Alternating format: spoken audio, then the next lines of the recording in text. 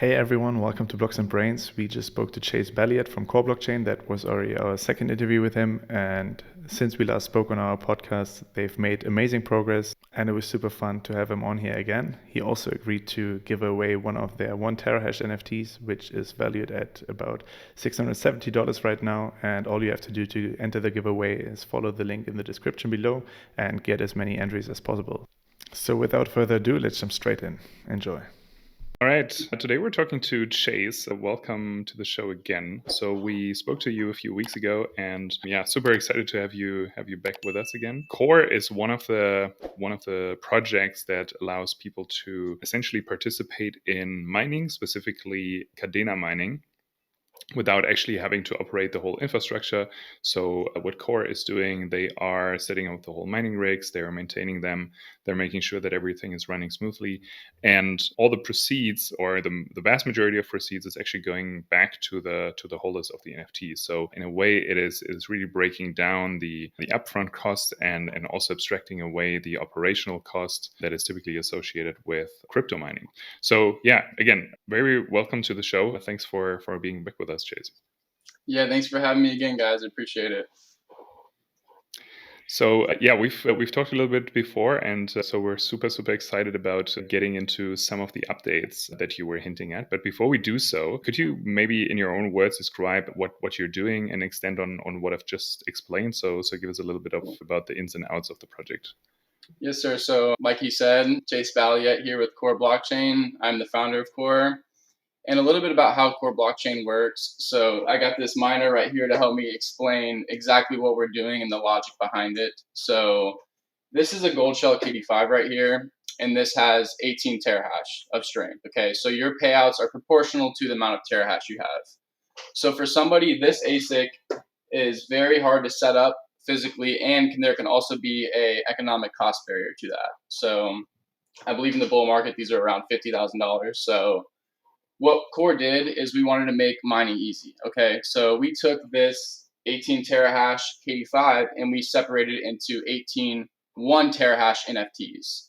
So you can come on our DApp and purchase 1 terahash of this miner that's hosted at one of KOR's facility and be able to participate in Kadena mining with the click of a button on Web3. So that is the practicality behind what KOR did and why we did it. So being able to help those who aren't able to enter crypto mining and do it from the ease of their wallets.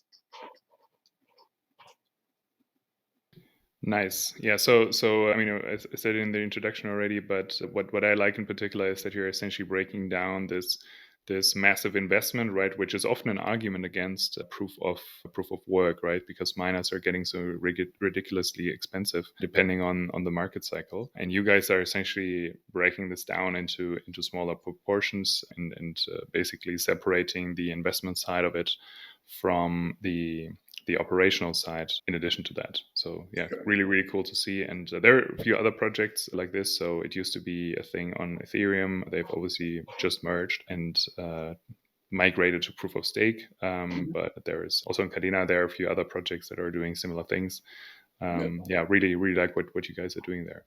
And also there's, sorry to cut you off, but there's also a great thing that comes in with doing Web3 mining that I didn't mention before, is you actually own your terahash via NFT.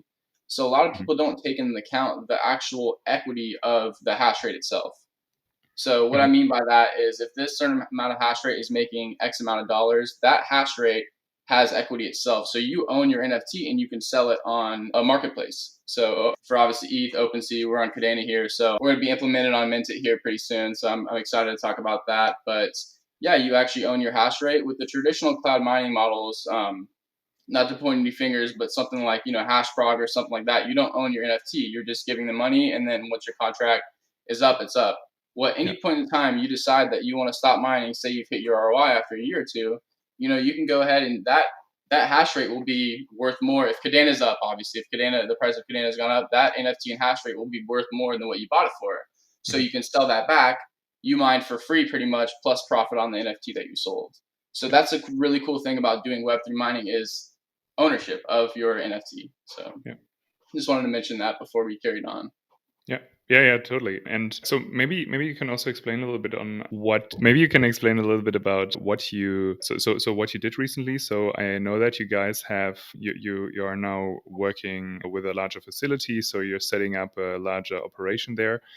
So can you take us through some of the steps that you guys took? And by the way, whoever's watching this, there's a really cool video on YouTube. We're gonna link it in the show notes here, where Chase is actually showing us through primarily the old facility, but he's also giving us some hints on how the new one looks. But yeah, like fill us in. Like what have you done over the past few weeks to move things forward?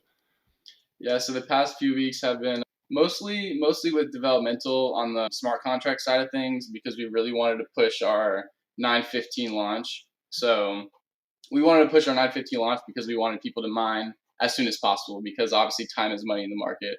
But following the weeks before that, we had a very busy time setting up the immersion cooling tank and what that whole system consists of. And if I'm talking about the same video you're mentioning, it's the immersion cooling YouTube video walkthrough, correct? Cool. So, like I said, I'll explain more in depth in that video if you guys want to check that out. But getting the dry cooler set up, the tank, the installation, all that stuff took a massive amount of time that we did all within ourselves, within our team. So we didn't hire, engineers to come do it. And I think this goes to show what KOR is about. Like we know mining and we want to be able to do it and explain it to people. So this is why we went and tested out the immersion tank. And we have the third facility being built right now with 2.6 megawatts and 7,200 square foot. And we say on our on our roadmap that this is going to be all immersion cooled. Well, how can we possibly do that if we haven't proved it first? This is why we did that at a separate location with the one tank to make sure that we could actually execute overclocked immersion cooling in our new facility. So what that did is it allowed us proof of concept in a sense, and also how we kind of matched it up too is once we proved it, the hash rate that's being sold right now on our DApp, the 1 terahash to 100 terahash NFTs is actually in that tank right now. So another cool thing about that too is we have a live stream going right now. I don't know if you guys have checked that out, but it's actually a live stream of our immersion cooling tank. So whatever hash rate people select on our DApp right now, that hash rate is actually in the tank mining. So you get a more of a feel for, I guess, where your miner is and what it's doing. So Yeah, really cool. We'll definitely link out to that as well. Could you also explain how you're actually accounting these whole rewards? So you obviously have to break up these proceedings from each individual miner, but you were also mentioning that you've worked on the smart contracts quite a bit. So what I would be curious in is like you have rewards accruing at a certain wallet, I'm assuming the wallet of the miner then, and is this then automatically fed into the NFTs, or how does this work?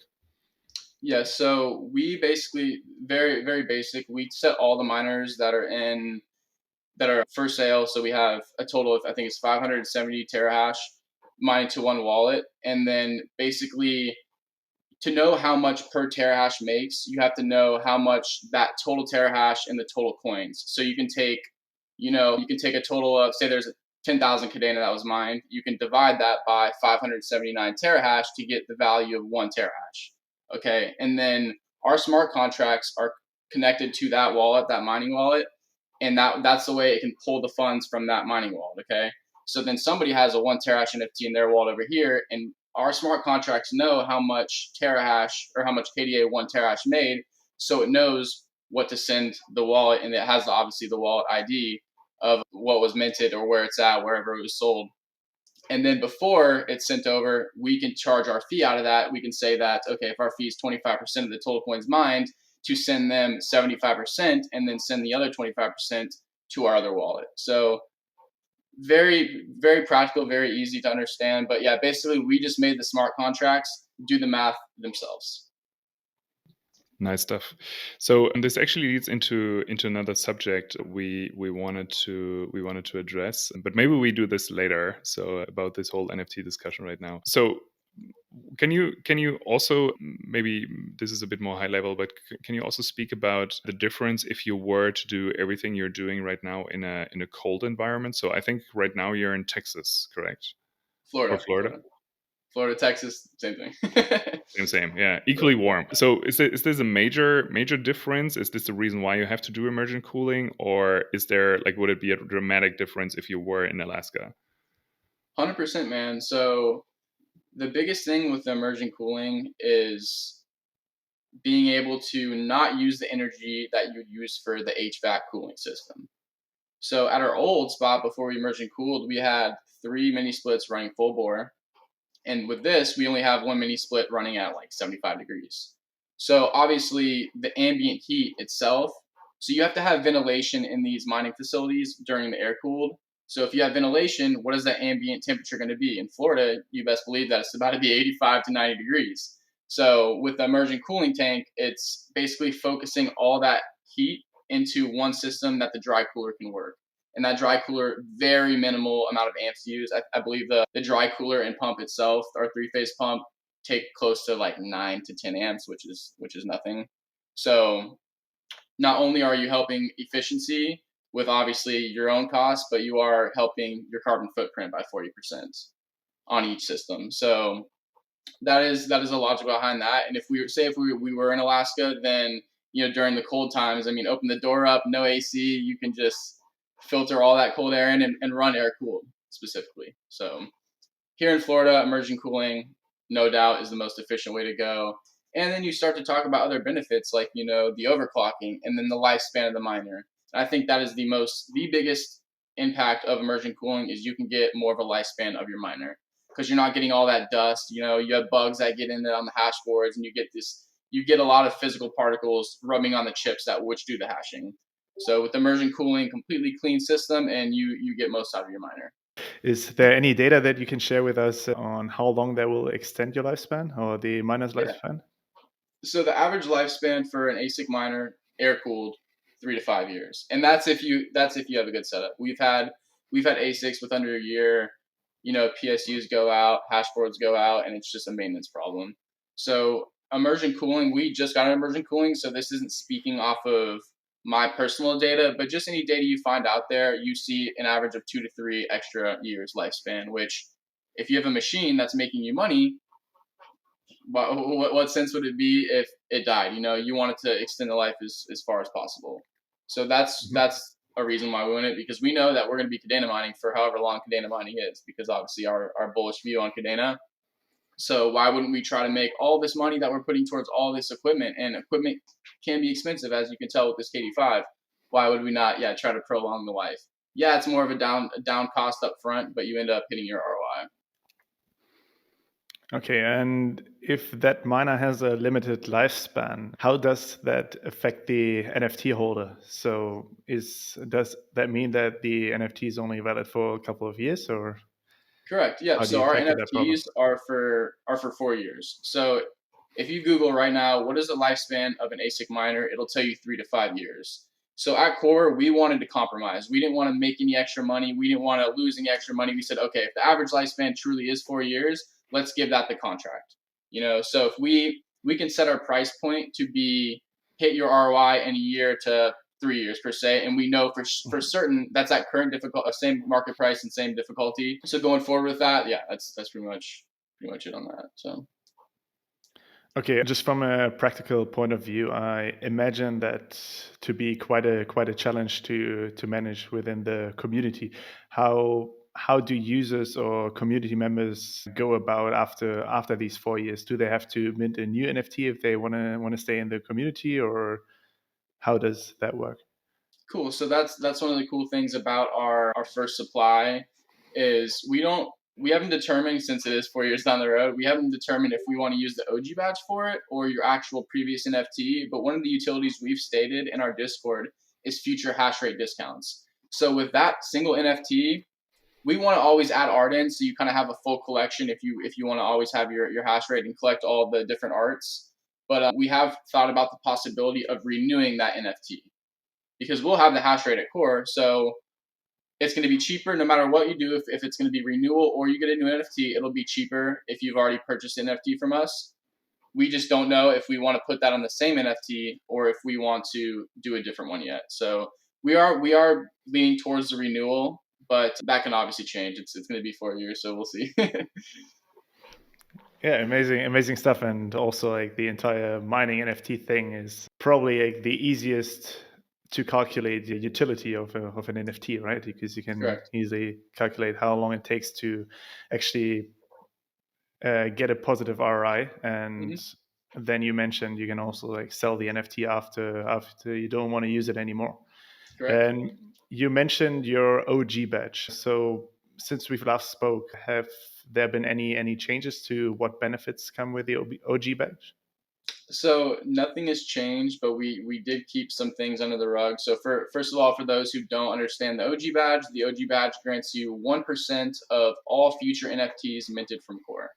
So 1% of the KDA profits made, because we will obviously be, all the NFTs will be converted from Kadena miners. So you get 1% of that. So while I have the time now, I can share a little bit of math on that with the current supply we have. So right now, the current amount of OG badges is hovering around 30 to 32. I believe we had 2 mentors last night, so it might have changed since I did the math. But once our third facility that's right out back right here is filled up, there's a specific amount of total terahash that's going to be with that facility. Okay, so we first projected that around 5,000 to 50,000 terahash would be able to fill that building, but with this new K3 coming out, with the efficiency and the hash rate, it's 166 terahash. I mean, you do what's 150 divided by 50? It's 3. Okay, so 3x more hash rate we can fit in for a lower amount of power being pulled. So when I say these numbers, it's very speculative, and I'm going to be mentioning them from a full facility of KD Maxes versus a full facility of K3s. So if we have a full facility of KD Maxes, that facility will have 50,000 terahash. And if it's full with K3s, it'll have 166,000 terahash. So 1% of that whole entire farm for the KD Maxes would be 16.6 terahash. And then for the K3, 55.3 terahash. So the OG badge currently right now, when our facility is done being built and sold as NFTs, that OG badge will be worth 16 to 55 terahash currently at the current supply. Now, if people along the next month go ahead and mint, the OG badge supply will increase and those rewards will decrease. But the OG badge is looking very, very lucrative right now, what we can say. So with that being said, another utility that we can talk with the OG badge that I've mentioned it before here and there, but I want to come out today and actually express that we are for sure doing it. So we have our immersion cooling hosting. So it'll be the first ever immersion cooling hosting ever. So we'll be hosting that in our facility as well. And basically you go ahead and buy your own miner, which will, to be honest, save your money on hash rate instead of having to do cloud mining. And then you can send it over to KOR, and we will personally throw that in the immersion cooling tank for a fixed amount price monthly. What we will also do, since we are familiar with knowing how to overclock Kadena miners, is we will be able to overclock that as well. So the miner you bought will extend its lifetime, and you'll be able to make more profit from that. So with the overclocking and our fee that we'll probably take, it'll probably end up breaking even. So then you really look at the fact of, wow, I just want my miner in an immersion cooling tank, so it's able to last longer. So another cool thing too that for the OG badge that I can mention, that I can't fully go into detail, but we have been working on something since around February that is specifically it's going to grant utility to the OG badge. And what I can't mention exactly what that's going to be, and you guys will figure out probably within the next month or two, but specifically for OG badge holders. And we will announce this before the OG badge opportunity ends. Before the OG badge opportunity ends. So if you really like what we're doing with that, then you can still have time to grab your OG badge to be able to use this other utility. So that I cannot say that. And then another cool thing about the OG badge as well is we'll be sometime next year, we'll be actually making, I don't know if you guys have seen the art at all, but we'll be making that OG badge, obviously not out of pure gold, because that would charge us a lot, but probably with brass or something. And we're going to laser engrave this exact model of the OG badge. Will probably be around this big, and we're going to send that out to holders just so something they can have around their desk or something fun. So I believe that was everything for the OG badge that I can mention. So yeah, maybe one more thing. You also mentioned that there's limited time available. Until when do the viewers have the chance to actually participate in your project as an OG? Cool. So the first supply, you get an OG badge with any mint from us. So you get it with any terahash you mint. 1 terahash up to 500 terahash, whatever you want to mint. you receive a separate badge that's in the form of NFT, and that is only available until either one, we sell out, or two, the time limit. So the time limit we've stated was 3 months. You have a 3-month period to grab your OG badge. Well, it turns out that that might not be 3 months anymore. We're actually planning on cutting down to around 2 months. So like I said, we will announce the big bang utility that this OG badge is going to have. We're going to announce that while the OG badge opportunity is still open. So like I said, we're neighboring around a month and a half to 2 months of announcing that, but expect the OG badge to end in around 2 months. Okay, and what's the minimum price point that a community member has to invest to hold an NFT of yours? Correct. So the minimum amount is $680 US dollars, and I believe that's around 400 something Kadena right now, with it being at $1.40.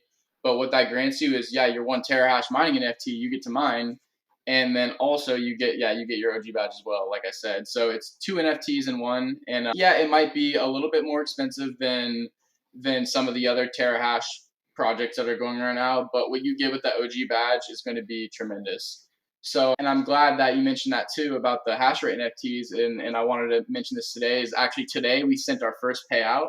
So our launch was on the 15th, and we told people it was going to be 2 weeks, and we decided to surprise them this morning with their payouts and everything. So everyone should have their payouts, and I'm going to actually go on Twitter right after this and go ahead and announce that we did our first payouts and everything. So great stuff. You heard it here first, huh? yeah. And to be noted, I believe that we're the first ever that ever paid out Kadena on Web3. So that's quite a achievement for us. So yeah, great stuff, and congratulations to you guys that it's going like really well for you. Dropping some bombs. Thanks, man. Yeah, really, really cool stuff. Yeah, for sure. And congrats to all of this. This is, progress is the way. Yeah. So for anybody that thinks that they're not getting, that's skeptical, we've already done it. We've already sent the payouts, and then if you don't believe it from us, go in the community. You'll see on our KOR page some of the people in our community that are using Corey and have used their hash rate. So text them in their DMs and ask them, "Did you get that KDA from KOR?" And then they'll answer for themselves. So nice. Yeah, amazing stuff. Talking about being skeptical, there's been some discussions about NFT standards on Kadena these last 2 weeks, I suppose. Can you explain to the viewer what that was about and how that affects your project? Yep. So basically, the whole Marmalade standard that wasn't followed. I'm sure you guys have heard the Butter standard and everything. So with that being said, it was just made on a standard, and it wasn't following certain requirements that basically allows for people to change certain characteristics. So then obviously, it's not truly randomized. Certain traits aren't, traits can be changed. So it was just a very faulty system as far as art goes. Well, with us, it doesn't impact us because you can go in and you get to choose your NFT. Okay. So you choose the hash rate you want, and it's the same art. So it's not like you have a better NFT. You make your NFT what you make it with us. Okay. So yes, we do have the ability right now to go in and change your hash rate because that's just the standard that was used. But it just wouldn't make sense for us. It wouldn't make sense for us to change your terahash to 1 terahash or 0 terahash. And I've mentioned this before, and this is for anyone, and don't think we're going to do this, but if we really wanted to take your KDA from your mining NFT, we can just unplug the miner and keep your NFT value the same. So there's so many other ways and certain things that have to be trusted with us that this is just not even an argument with KOR and what we do. And luckily, with our NFTs being very minimal amount that have been minted and being the same art, we can easily do a remint and transfer over to the Marmalade standard if people are still worried about this. So we are planning on doing that. Like I said, we have some other things we're working on right now, so we can't immediately jump the gun on that. And Marmalade is still immature from my research. But as soon as this is all ready, we can merge everything over. OG badges, Marmalade standard, and then boom, done. But as far as the rarity and value of your NFT, it is what you make it, so it does not affect us. Yeah, and maybe in defense of the other projects, there's also like a couple of teams working on the Marmalade standard, and no other project has so far managed to like get out an entire collection on the Marmalade standard. That like is like or works perfectly fine, right? So yeah, maybe you can take us through like, the next steps and challenges on your roadmap to close things off. Yeah, so as far as the next things on our roadmap, we will be doing our own dashboard. So like I said, we really wanted to push our launch and make sure that you guys were mining as soon as possible. So all we did was back in stuff, made sure the contracts were good to make the payouts correct. But we are going to be doing some new front end stuff. We're going to be doing a dashboard that allows you to have all of KOR's future NFTs on. There's so much stuff that we have in our roadmap development wise. Like I said, we're working on the OG badge right now to get distributed out in October. So we'll have a way that you guys come on if you guys do own a hash rate NFT, you come on our DApp and then you're able to claim and redeem your OG badge. So and then obviously the construction, man. There's so much time that goes into getting these tanks, configuring each miner, getting the miner ready for the tank. Like I believe it took us the whole day to dunk 9 to 10 Kadena miners or KD5s. So this miner right here, there's a lot of things that you got to take it all apart. You got to do certain things to make it compatible with the tank. You got to put your handles on. There's so much that goes into the building. So that's probably what I'm going to be busy with because I'm the one in charge of doing all the miner configuration, doing all that stuff. So yeah, it's just going to be basically press and repeat, and then obviously still working on the cool thing that we're doing with the OG badge to be announced soon. Cool, man. We are super excited for that, and hopefully we can have you on again in maybe 2 months or something, and you can announce what that cool. big Yeah, thing no, is. we can do that. We can do, since I'm mentioning it publicly with you guys, then it's only right to come out and explain this big thing that we're planning and stuff with you guys as well. So I'll take you guys up on that for sure. We're down. Yeah, let's do it. Perfect. Cool. We got to plan something fun too. That we'll figure something out. Yeah, amazing. Arne, do you have any other questions to Chase or any party plans for tonight? Party plans? No, all good, man. Yeah, it's been so busy, man. I need my brain. So yeah, that's a serious alpha, man. All right, thanks a ton for being with us again, and yeah, excited about what you guys are doing, and looking forward to continuing again.